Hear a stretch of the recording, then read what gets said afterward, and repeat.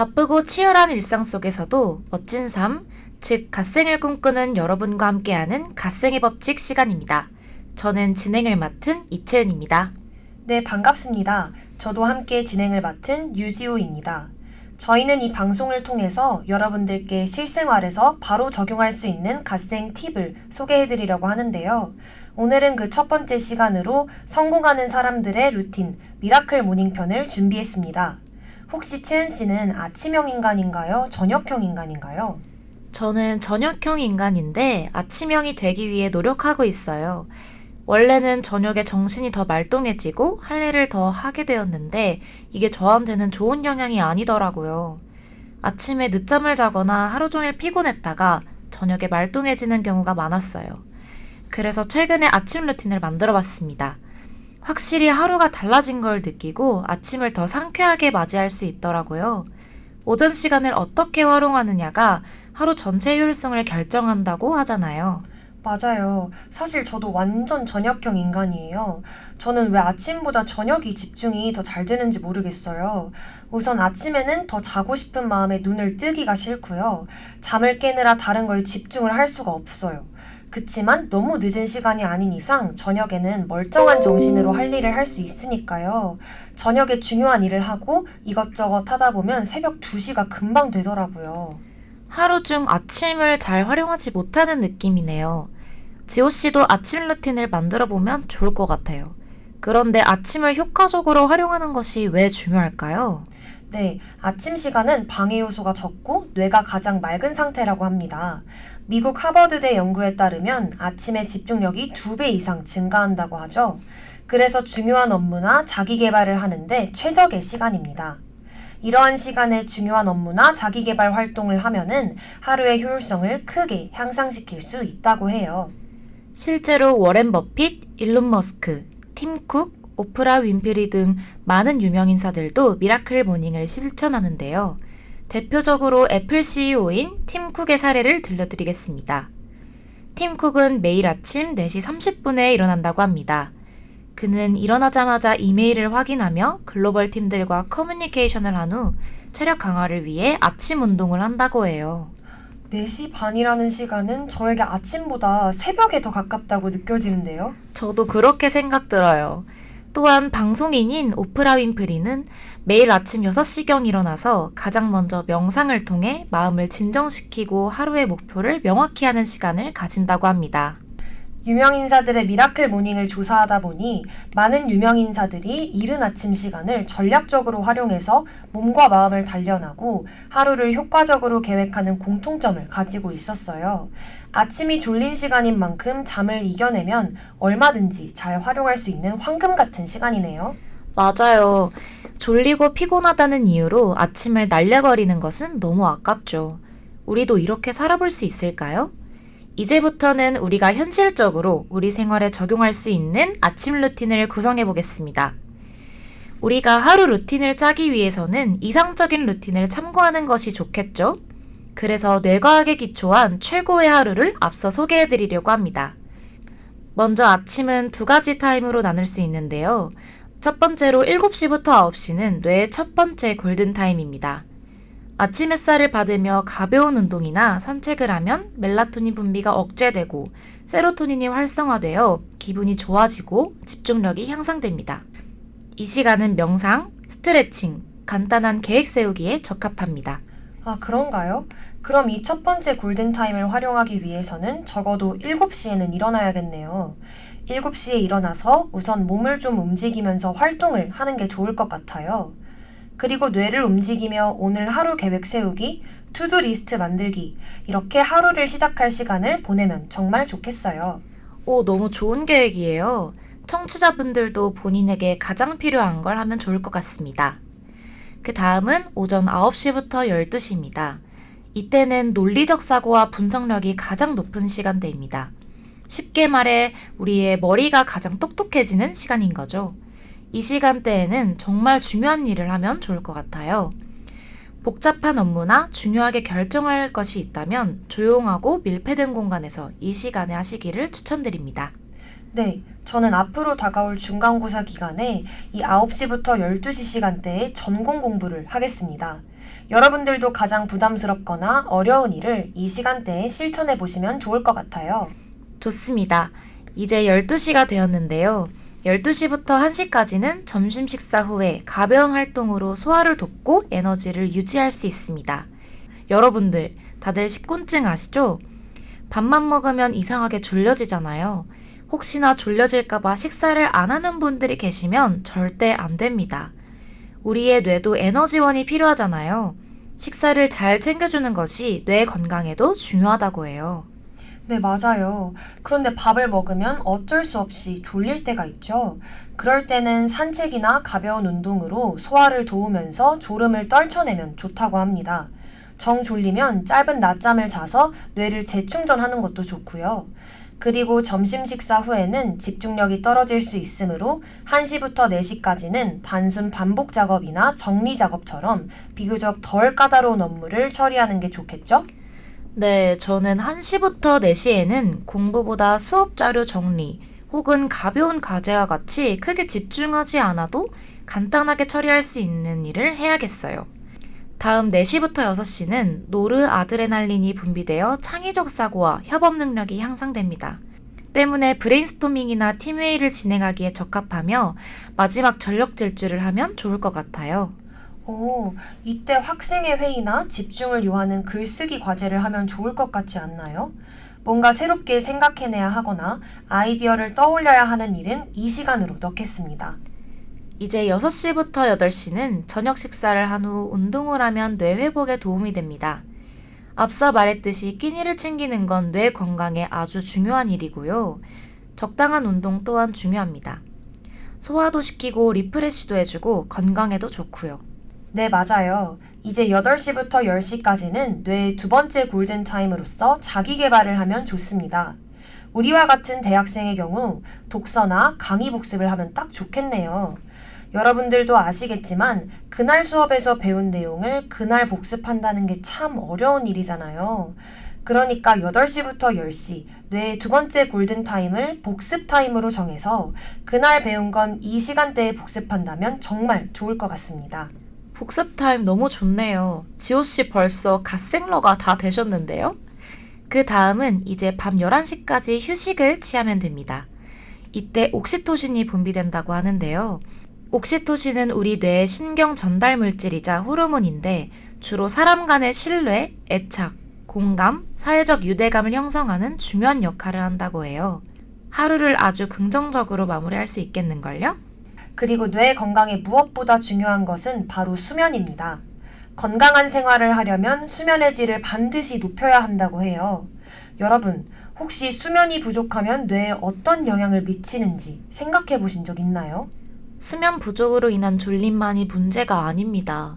수면은 단순히 쉬는 시간이 아니라 뇌가 재정비하는 중요한 과정이에요. 특히 깊은 수면 단계에서는 뇌척 수액이 활성화되면서 뇌 속 노폐물들을 씻어내는 역할을 한다고 합니다. 이 과정이 원활하게 이루어지지 않으면 기억력 저하나 집중력 감소 같은 문제가 발생할 수 있죠. 실제로 하버드 의과대 연구에 따르면 하루 6시간 이하로 자는 사람들은 인지 능력이 30% 이상 저하된다고 합니다.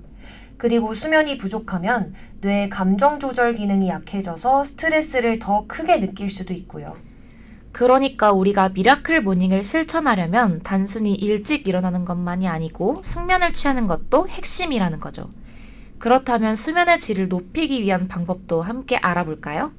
네, 전문가들은 숙면을 위해서 일정한 수면 패턴 유지, 수면 전 스마트폰 사용 줄이기, 적정 온도와 어두운 환경 조성, 자기 전 명상이나 가벼운 스트레칭 같은 습관을 추천한다고 해요.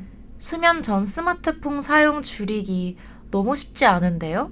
그치만 정말 필요한 노력에 수면 전 스마트폰 사용 줄이기 정말 쉽지 않겠는데요? 그치만 노력할 필요가 있을 것 같습니다. 네, 그리고 보통 성인은 하루 7시간에서 9시간의 수면이 필요하며 깊은 수면을 취할수록 기억력과 집중력이 향상된다고 해요. 특히 밤 11시에서 새벽 3시는 뇌가 가장 활발하게 회복하는 시간이므로 이 시간대에는 숙면을 취하는 것이 중요하죠. 미라클 모닝을 실천하려면 충분한 수면이 필수인데 수면이 부족하면 오히려 하루 종일 피로가 쌓이고 집중력이 떨어질 수 있다는 것입니다. 그러니 단순히 아침에 일찍 일어나는 것뿐만이 아니고 건강한 수면 습관도 함께 신경 써야겠죠? 결국 잘 자야 아침이 달라지고 아침이 달라져야 하루가 달라진다는 말이 정말 딱 맞는 것 같아요. 저는 최소 6시간 이상 자야지 피곤하지 않더라고요.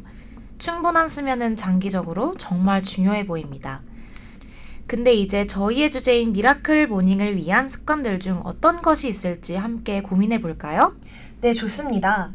제가 7가지 습관을 한번 준비해 보았는데요. 첫 번째는 오늘의 주제인 바로 일찍 일어나기입니다. 여유로운 아침을 위해서 최소 평소보다 30분에서 1시간 정도 일찍 일어나 보도록 해요. 그러면 평소에 못 먹던 아침도 먹고 준비도 천천히 할 수 있으니까요.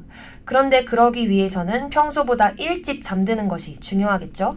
맞아요. 저도 일찍 일어나려고 해도 늦게 자면 목표 기상 시간을 못 지키거나 일어나도 낮에 졸려서 능률이 떨어지더라고요. 그러니 일찍 일어나기로 마음 먹었다면 꼭 일찍 자도록 해요. 다음은 명상입니다. 명상은 제 취미이기도 한데요.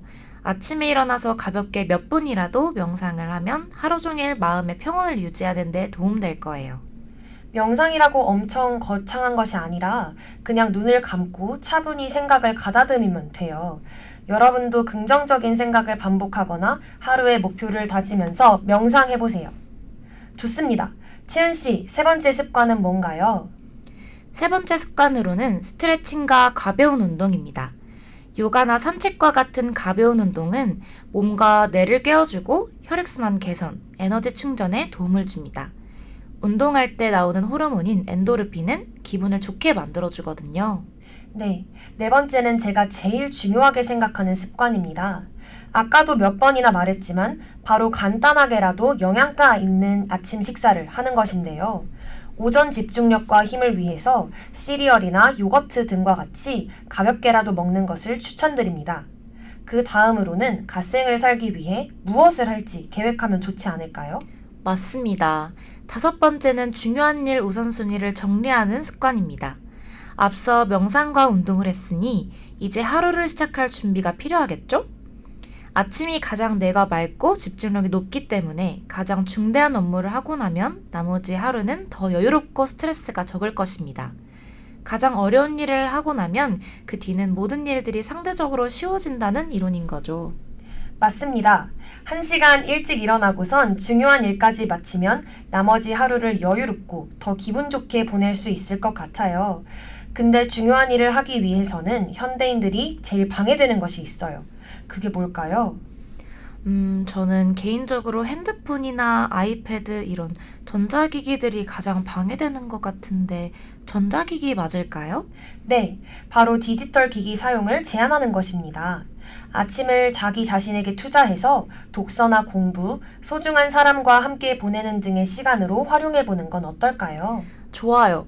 시간도 알차게 보내고 효율도 챙기게 되네요. 네, 마지막 7번째 습관으로는 감사일기를 준비해 보았습니다. 감사는 긍정적 마음가짐을 육성하는 가장 강력한 도구라고 생각해요.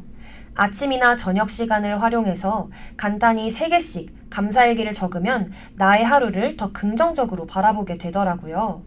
큰 이벤트가 아니더라도 일상 속 어느 것이든 감사일기에 작성하면 나의 하루를 특별하게 만들 수 있어요. 여러분도 하루에 5분만 투자해서 감사일기를 써보는 건 어떠세요? 저도 이전에 감사일기를 쓴 적이 있었는데 이게 꾸준히 적는 게 어렵더라고요. 저도 한번 다시 실천해 봐야겠어요. 사실 저도 꾸준히 적는 게 어려웠어요. 청취자분들도 저희와 같이 저희가 소개해드린 미라클 모닝 습관을 참고해서 갓생 아침을 꼭 실행해 보시길 바랍니다. 이렇게 이상적인 아침 루틴 소개가 저희의 루틴을 만드는 데에 좋은 참고 자료가 되었어요. 근데 걱정이 되는 게 우리가 이걸 꾸준히 실천할 수 있을지가 걱정되지 않아요? 네, 사실 우리 모두가 이렇게 살면 정말 좋겠죠.